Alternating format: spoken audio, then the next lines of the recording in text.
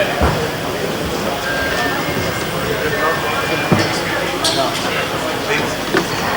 would now request Professor Sobhan to start the session. Thank you.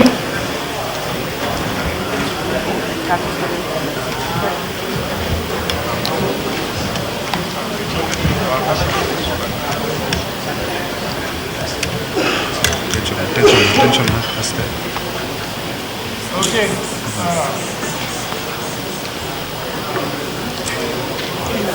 Welcome our activities. Yeah. What is this?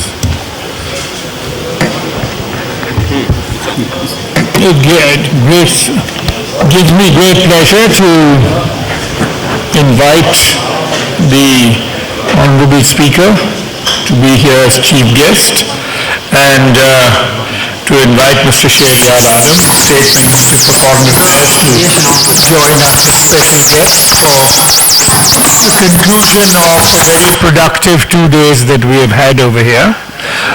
So rather than in fact delay the proceedings too much, let me in fact immediately invite Dr. Fahmida Khatun to initiate the proceedings.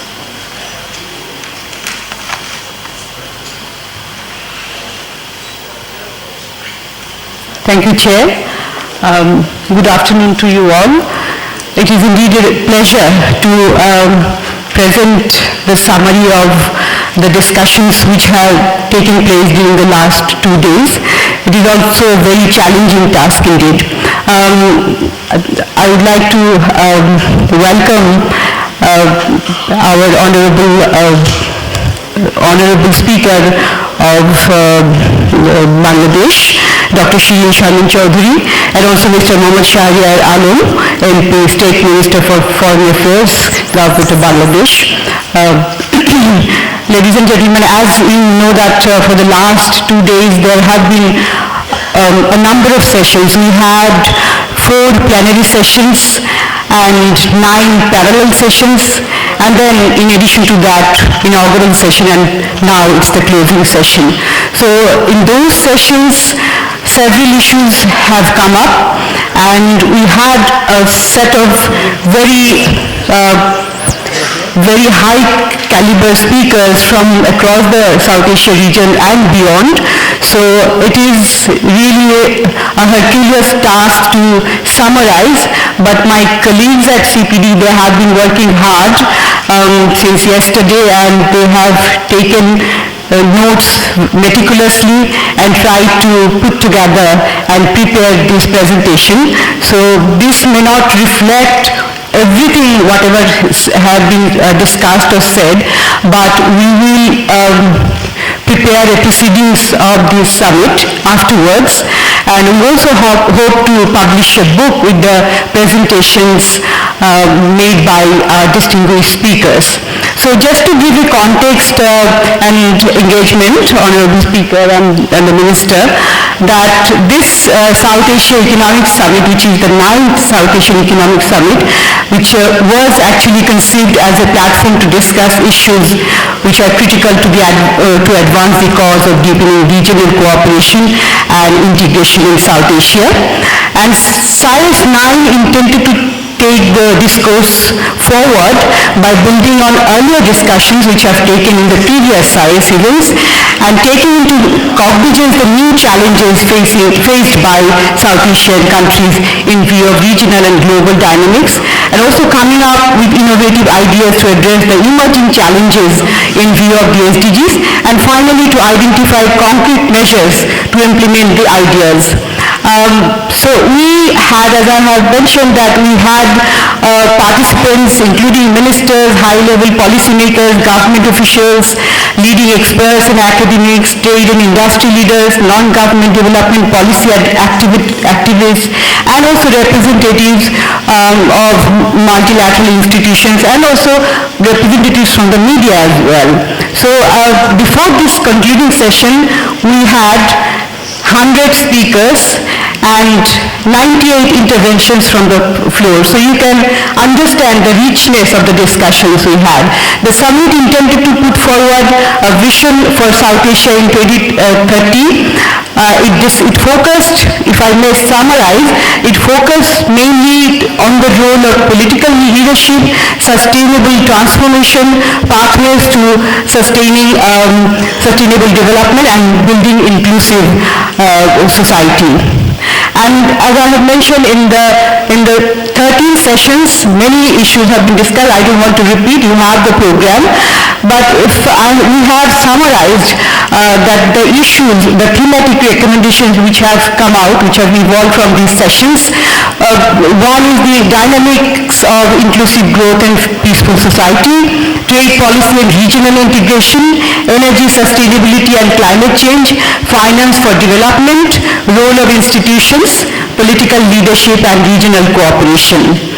So in the theme of dynamics of inclusive growth and peaceful society, many issues have come up.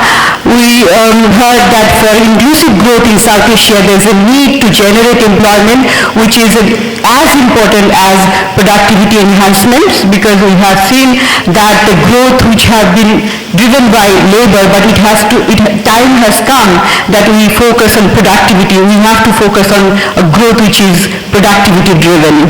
And among other issues, education policy has come up. Education policy needs to be revised to incorporate job market oriented capabilities. It should give equal emphasis to skill development to take maximum advantages of the South Asian demographic dividend.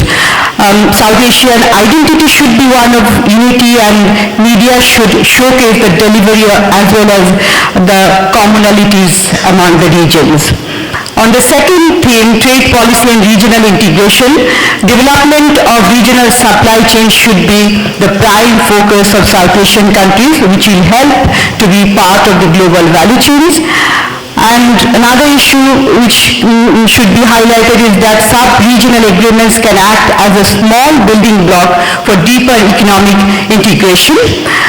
And political will, prudent public policies and appropriate legal measures, for example, formulation of trade and transport agreements, may enhance effective regional connectivity in South Asia. The third issue we have bunched together, energy sustainability and climate change.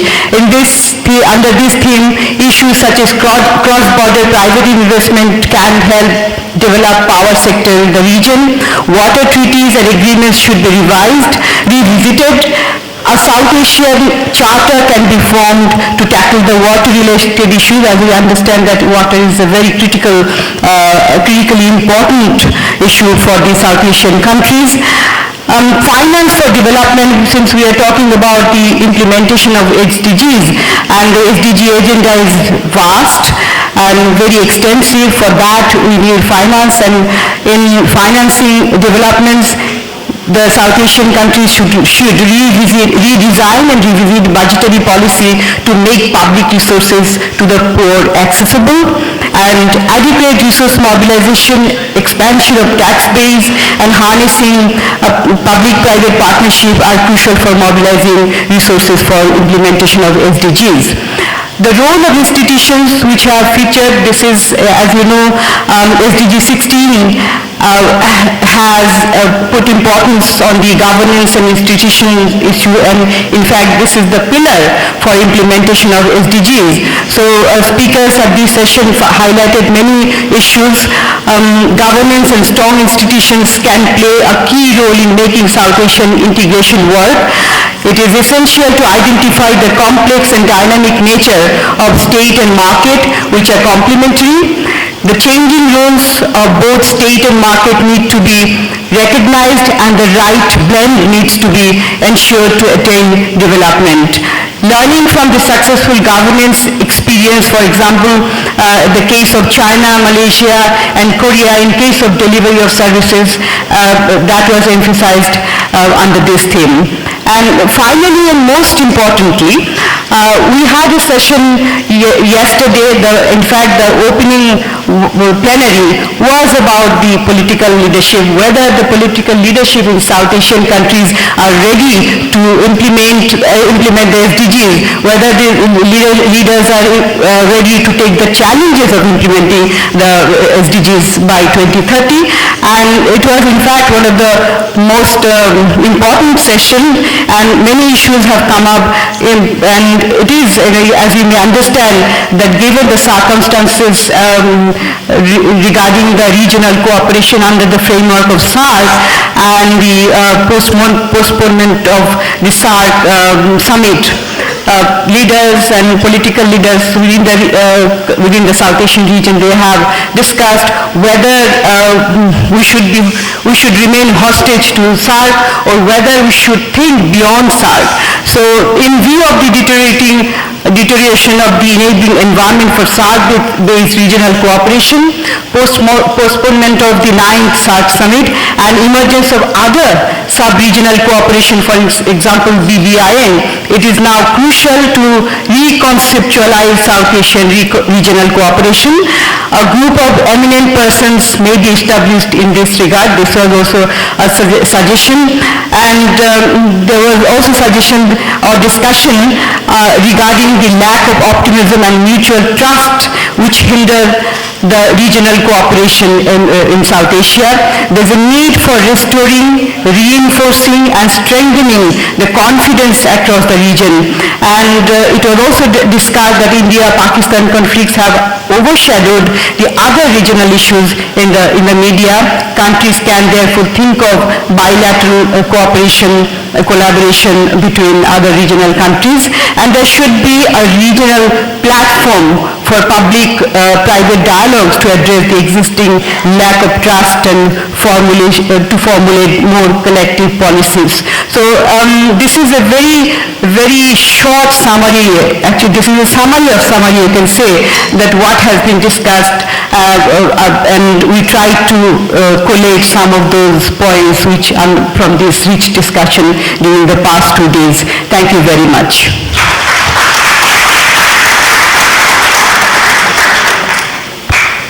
Thank you, Fahmida, for putting together such a very rich program together as succinctly as possible and to, in fact, update our two guests on the issues which were actually covered.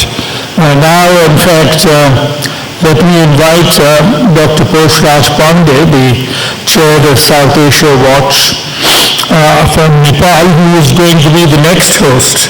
So, as the Speaker and State Minister may perhaps want to know, this is the 9th event, so they will be chairing the 10th, and so this is an ongoing process which was designed, in fact, to actually service a forthcoming meeting of SAARC heads of state.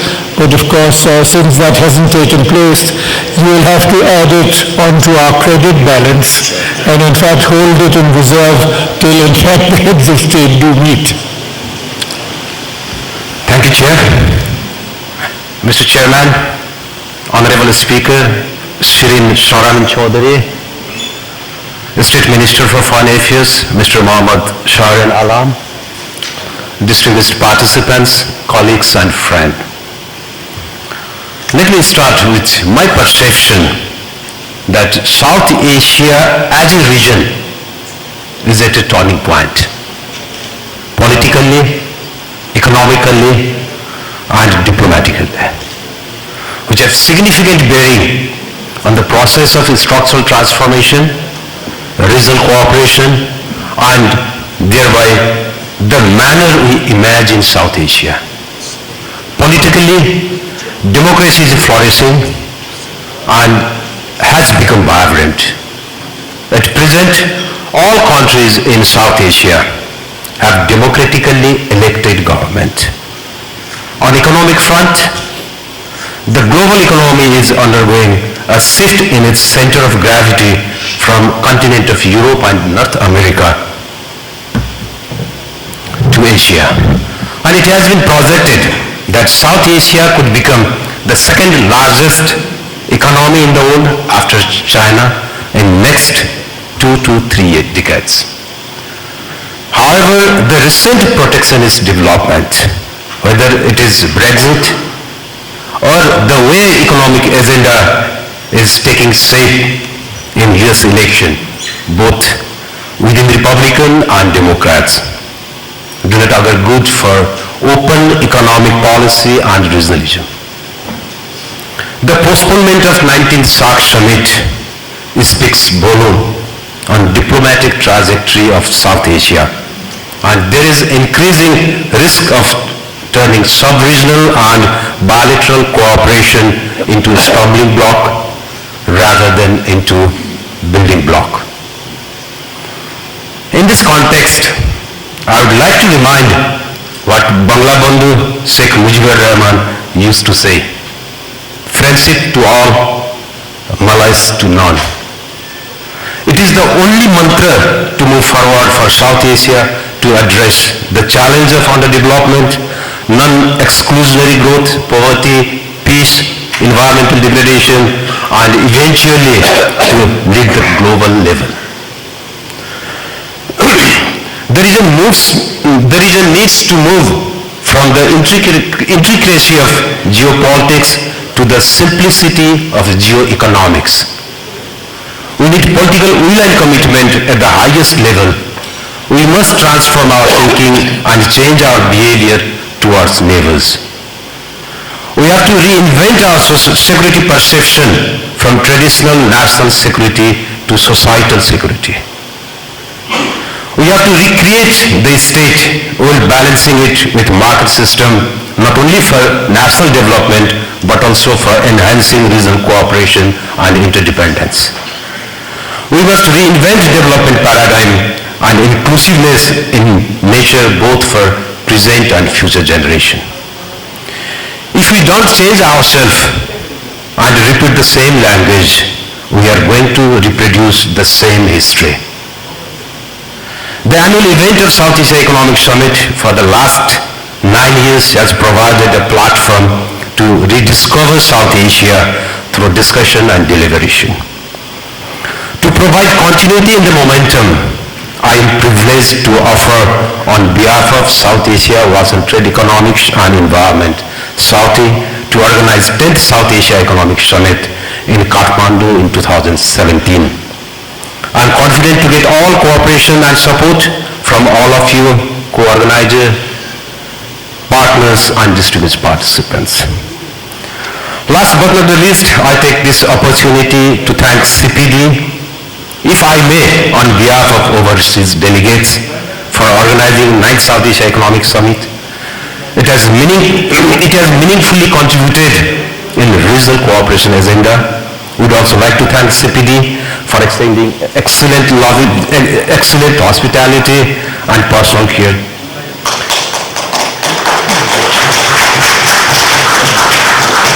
Thank you. Thank you. See you in Kathmandu in 2017. Thank you very much. Thank you, Raj. We look forward to that and to join you again in Kathmandu. Now, let me take the opportunity of inviting our special guest, Mr. Mohammed Shehryar Adam, Member of Parliament and State Minister for Foreign Affairs, Bangladesh, to in fact make his remarks.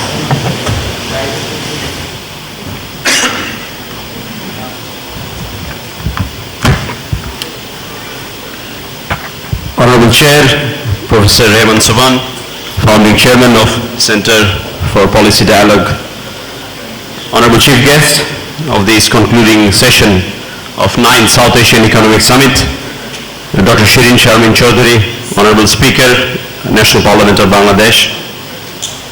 We have Executive Director of CPD, Professor Mustafizur Rahman, Dr. Poshraj Pandey, Chairman, South Asian Watch on Trade, Economics and Environment from Nepal, and Dr. Famida Khatun, Research Director of CPD, Bangladesh, Excellencies, distinguished guests from this region, dear participants, ladies and gentlemen. A very good evening to you all. I'm extremely delighted to join you all at this important event. It is inspiring to see the overwhelming participation, as said earlier on, 100 speakers and 98 intervention, and we have added just a couple more, so it's over 100 speakers, which you don't see on a regular event. Of the key policymakers, think tanks, experts, private sector representatives and other stakeholders from across the region. I believe this has been an opportunity for all of you gathered here today to discuss policy priorities of this region known as South Asia in the evolving development paradigm Agenda 2030 framework. I thank CPD and all other co-organizers and partners for now undertaking this very timely initiative. The 2030 Agenda has unfolded a vision for us to create a poverty and hunger-free world. This has placed before the world a roadmap containing a set of transformative actions aiming to realize aspiration of the people of this planet.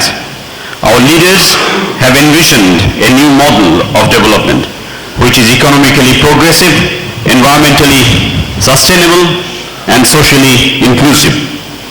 Ladies and gentlemen, South Asia, home of nearly a quarter of humanity, is one of the fastest growing regions of the world that has been experiencing impressive economic growth over the last decade. Growth is projected to gradually increase through maintaining strong consumption and increased investment. South Asia nations are rich in social capital and have significant demographic dividends. It has every ingredient to emerge as a powerful driving force of the world economy. However, we must not forget the challenges lying ahead, which are real and substantial. The region accounts for 2/5 of the world's poor and undernourished population, by far the highest in the world. Countries are beset with numerous security challenges, traditional and non-traditional. While the traditional security challenges like terrorism, radicalization and violent extremism have become a matter of grave concern, serious attention also needs to be paid in tackling non-traditional security challenges like human trafficking, irregular migration, climate change, natural disasters, as well as food and energy security. All these have potential to impede the pace of the growth and development of this region. To overcome these challenges, we need to join hands more strongly and tightly than ever before.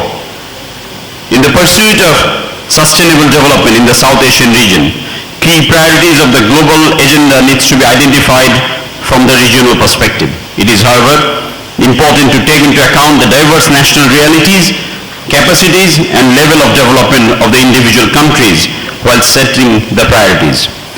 I would mention few areas which are crucially important to achieve SDG for South Asia as a region. First, to ensure peace, security and stability, political will and determination will be key in this aspect. Second, to promote regional economic integration, removal of cross-border trade and investment barrier, as well as reducing disparity among and within the countries is critically important in this regard. Third, to enhance all form of connectivity, land, sea, digital and energy connectivity, intensifying people-to-people contact is essential to facilitate each other's understanding in the region. Fourth, to expand the areas of cooperation and build new institutional mechanisms between the countries in addressing emerging challenges, climate change and mitigation should be given due priority in this regard. Fifth, to step up policy coherence and coordination in terms of financial resource mobilization and exchange of technologies. Ladies and gentlemen, Bangladesh's achievement in the MDGs are remarkable. Learning from that experience, Bangladesh is well poised to be on track of the sustainable development pathway. This has been possible because of the proactive action of our government under the visionary leadership of Honorable Prime Minister Sheikh Hasina. The Vision 2021, envisioned long before the adoption of SDGs, reflects economic and social issues that have found references in the 2030 Agenda. We have undertaken a series of policy measures to achieve SDGs, taking everyone on board and firmly believe that we will be able to do it well ahead of time stipulated for it. Distinguished guests, ladies and gentlemen, The Agenda 2030 has opened up a window of unique opportunities for South Asia to unlock its potential in pursuit of bringing positive transformation to the region. Such opportunities call for deepening our regional cooperation based on solidarity, friendship, mutual trust, mutual respect, and equitable share of benefits.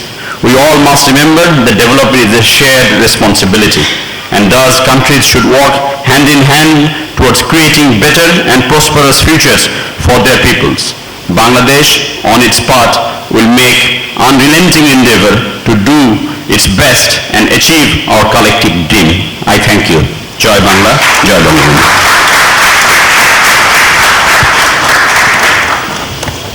Thank you, State Minister, for, in fact, giving us these constructive thoughts. Now, it gives me great pleasure to invite Dr. Shireen Sharmeen Chowdhury, the Honorable Speaker of the National Parliament of Bangladesh, to, in fact, give a concluding address.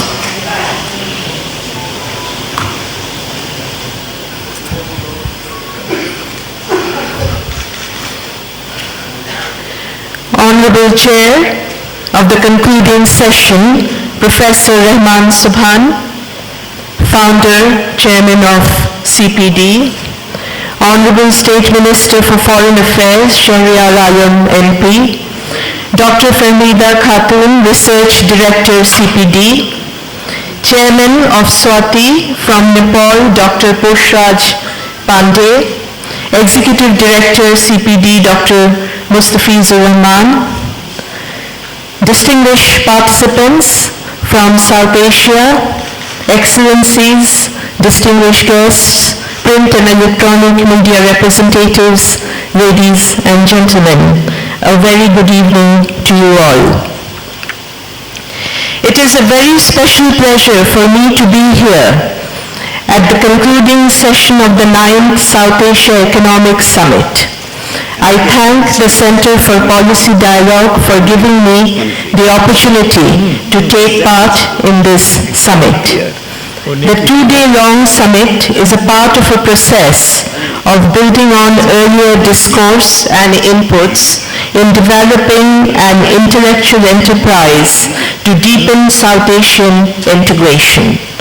The 9th summit, focusing on reimagining South Asia in 2030, puts forward a range of critical issues, emerging challenges confronting South Asia that need to be addressed through innovative policymaking and reforms, as well as response to the rapid changing global scenario. At the center of the theme is South Asian regional integration.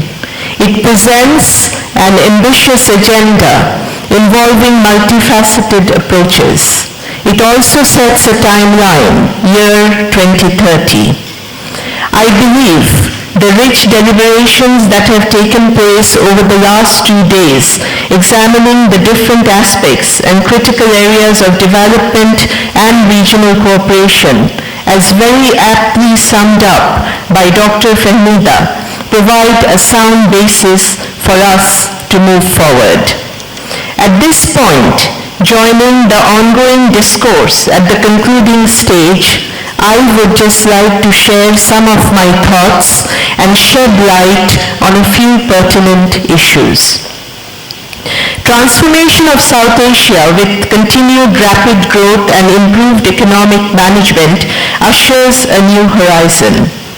It marks a shift in the discussion. It poses the question, the essential question, how we can sustain this increased growth. There must be a planned approach to maximize the utilization of potential resources that South Asian demography and geography offer. Young labor force, competitive labor force are important factors. Demographic dividend in South Asia will lead to more young workers entering in the labor force in near future. Female workers' participation needs to be increased. We must reap the benefit of high population density. more focus on education, skill development, access to technology, capacity building are key components. Transforming economic growth in South Asia into sustainable and inclusive growth is the challenge of the hour. In opening up of regional economies to global trade, investment, and financial systems, one needs to be mindful of vulnerability to external shocks and risk factors. Let me bring in this context to the fore a different perspective. Trade and economic development in the region has substantive connection on the lives and livelihood of the people. It also has serious implications for ensuring respect and promotion for human rights of the individuals. Financial crisis resulting in deterioration of state finances, realization of human rights closely related to availability of state resources is severely affected. It is important to note that economic recessions and meltdown have severe negative impact on human lives, causing unemployment and job loss, shrinking opportunities for business and livelihoods. Poor and vulnerable segments are the ones who are hard hit. Economic depressions often result in withdrawal of social safety net protection for the extreme poor. It tends to clamp down on welfare entitlements and social spending. It is therefore essential to factor in human rights cost within financial processes and systems. Embedding human rights within economic and financial systems is therefore critical. Again, on the other hand, economic growth alone has not been able to translate benefits to the poor, disadvantaged, and vulnerable. For growth to be more inclusive and address the widening inequality and disparities, it must cater employment opportunities for all segments.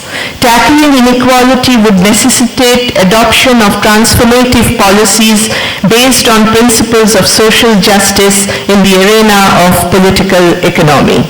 In dealing with inequality, we need to look at the dynamics of political economy. It would require assessment of economic arrangements, policies, and background institutions to uproot existing structural barriers. The other important component that I would like to stress in achieving inclusive growth. While attaining inclusive growth entails poverty eradication, it is also about shared opportunities. Market integration, labor force mobility are important factors. Finally, let us ask ourselves in reimagining South Asia in 2030, what is it that we are going to do to achieve this agenda that we set for ourselves? What is it that we are going to do differently? We have to take account of what we have achieved so far, take stock of socio-economic developments of the countries in the region, make assessment, and based on the present status, chart out the way forward. It would be important to strengthen the linkages, assessing the strengths and weaknesses, achieving sustainable development goals itself. Our global commitment constitutes an important and integral component of our mission and vision and our endeavor to bring about the integration in the region. This can serve as an important building block of achieving vision by 2030. Functioning of democracy, respect for human rights, ensuring good governance constitute the bedrock to achieve the mission. Regional cooperation and development and integration need to be designed in a way to bring about a win-win situation for all. At the core, the focus is to ensure people-centric development, delivering and materializing the common aspirations of the people must be the driving force. Dear participants, I would like to conclude with a quote. The future belongs to those who believe in the beauty of their dreams. Thank you, ladies and gentlemen. May Bangladesh live forever.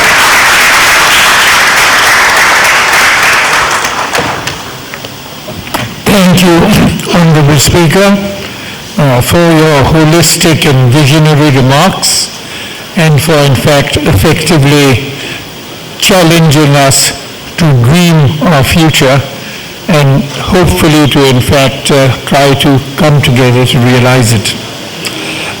Let me now invite the Executive Director of CPD and the real host of this event, Professor Mr. Vizur Rahman. I wish to point out the very fact that Mr. Vizur Rahman is still standing and could walk briskly to the podium is itself a remarkable tribute to his stamina because for the last fortnight he has been working a 14-hour day and occasionally a 24-hour day with all his colleagues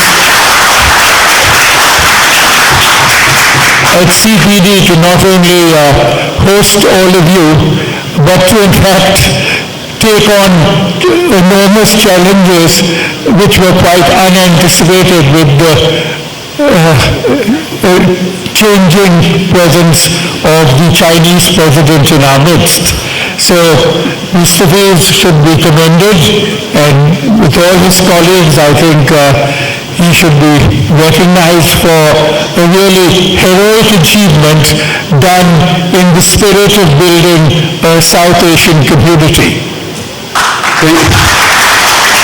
Thank you, sir, for those generous comments, but all your comments, these belong to my colleagues, and so I want to begin by registering my deep appreciation and gratitude to the board, sir, and particularly my colleagues at CPD. Really, one really believes in Bangladesh because one really believes that if you have an institution like this, Bangladesh can go a long way.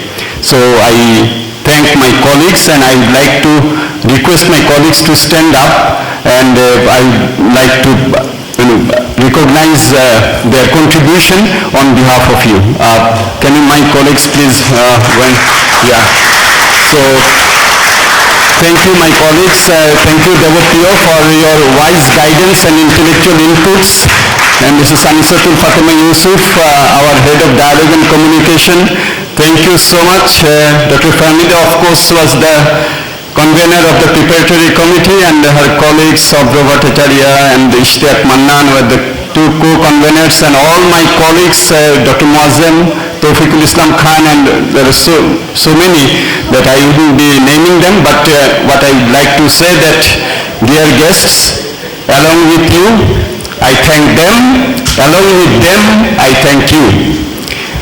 Dear colleagues, today, this special evening, I am very grateful for the presence of our Honorable Speaker, Dr. Shirin Shamim Chaudhary, and our State Minister for Foreign Affairs for their presence. In fact, over the last 2 days, we had the inaugural by His Excellency the President, as you know, but we were also joined by more than 10 ministers, state ministers, members of parliament in the various sessions, and also a host of intellectuals and stakeholders, key stakeholders from Bangladesh.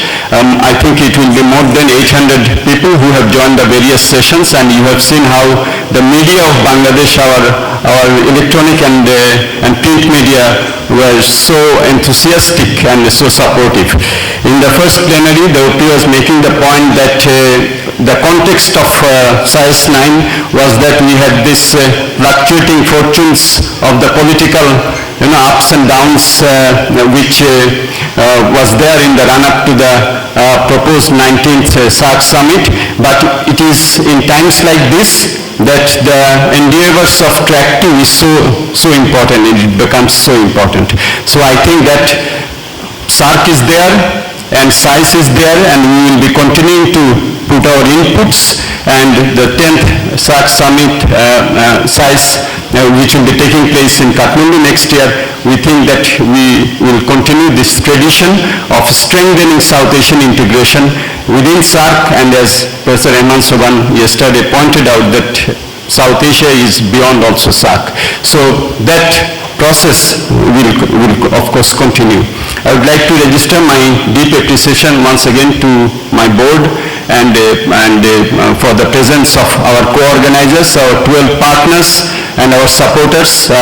It is because of them that we have had such a successful summit, and we wish you bon voyage, those who have come from South Asia and beyond. We are very grateful for all your intellectual inputs, as was mentioned by Dr. Fahmida, that we will organize your thoughts and your inputs, and we will pass this on to all the SAARC member countries and the SAARC Secretariat, as we have done also previously. And as you recall, the 4th SAES was also held in Dhaka and was organized by the CPD that time. So we will continue that tradition, that endeavor to strengthen our regional cooperation will continue, and as Track 2 and civil society initiatives, we will do our bit in order to strengthen the integration and cooperation in the region and among the peoples of our region. So with those few words, and once again thanking our special guest and our chief guest and all of you, once again deep gratitude for your support. As Sir has said, it was not very easy for various reasons, but I think that we have done it. In fact, this time around it was supposed to be done by SOTI Kathmandu, our partner, but because, as you know, of the earthquake and the consequences, CPD took the initiative to organize it before its turn. So that was also another challenge. So, but we have done it with all of your help, and we hope that all of our partners, our overseas guests and our Bangladeshi guests who supported us so sincerely, thank you so much, and we will continue this endeavor. Thank you so much. Thank you. Thank you, Mr. Fees, for your concluding remarks. As we bid you all farewell and set you on your journey back home, fraternity from SAES, you now embody the spirit of South Asia, whilst the official process will have its ups and downs. The South Asian community and its people go on forever, and they go on forever not by chance. As a good test case, if someone were to go around the room and try to identify the particular South Asian nationality of each member, if they could get 50% pass mark in managing to successfully do so, it would be a great achievement. The fact that they may have such a problem is in fact the validation of why South Asia is a community. Because if you attended a similar conference in Bangkok with a wider Asian community, you could probably score 90% marks in identifying at least the regional identities of those present over here. So we are not, as South Asians, assembled over here by accident, and we cannot wish away our history, our geography, our ethnicity, just because, in fact, particular episodes periodically happen to interfere with our collective identity. So let us draw on this, let the South Asian community continue, and we will remain the cementing force which will in fact bring the states of South Asia together and remind them why they are in fact held together as a community to speak for the peoples of South Asia. So thank you, colleagues. We are all not just hosts and guests, but we are all partners in a great enterprise, and this enterprise will continue in Kathmandu. Thank you, Speaker. Thank you, Shehryar. And thank you all. I wish you well and have a good journey home. But before that, have a good dinner with us.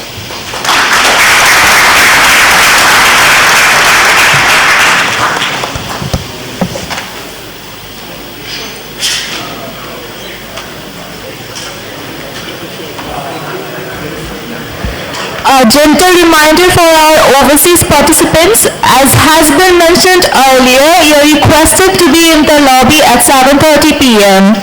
Thank you.